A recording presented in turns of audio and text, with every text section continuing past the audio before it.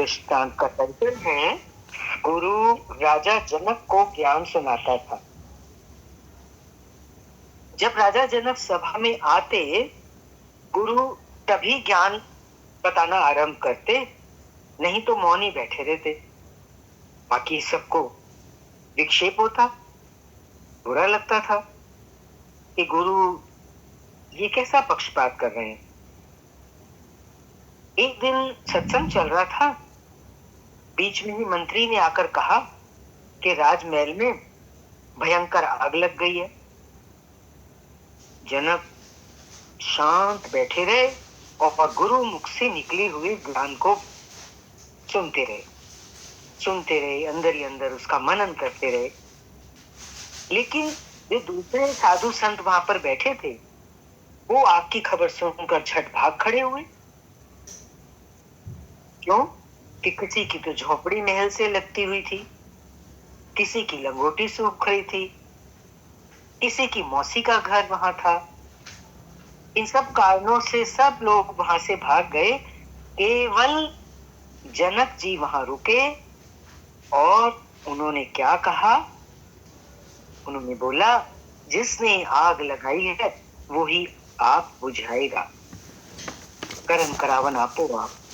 गुरु बैठा है ना सामने, उसने आग लगाई है तो बुझाने वाला भी वही है। मैं क्यों अपने ज्ञान से भागूं? मैं क्यों सोचूं? माना गुरु हमें जीवन की हर आपदाओं की सोच से भी तो ऊपर करता है।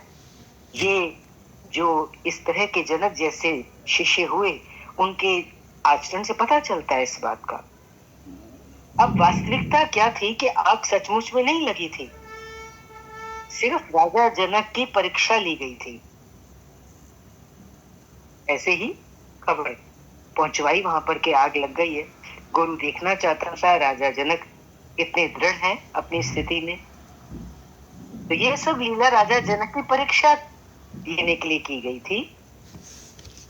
अब ये घटना घटी तो बाकी सबको भी, जिनको विक्षेप होता था कि राजा जनक के आने से क्यों गुरु ज्ञान शुरू करते हैं, तो उन सबको समझ में आ गया कि गुरु क्यों जनक के आने पर ही ज्ञान आरंभ करते हैं।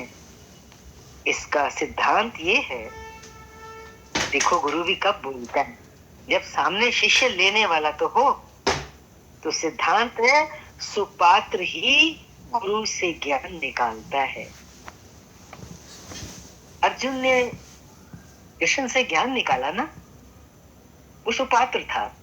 ऐसे ही हम जीवन में सुपात्र बने, ताकि हम गुरु के ज्ञान के भागी बन सके और उसका पूरा लाभ उठा सके।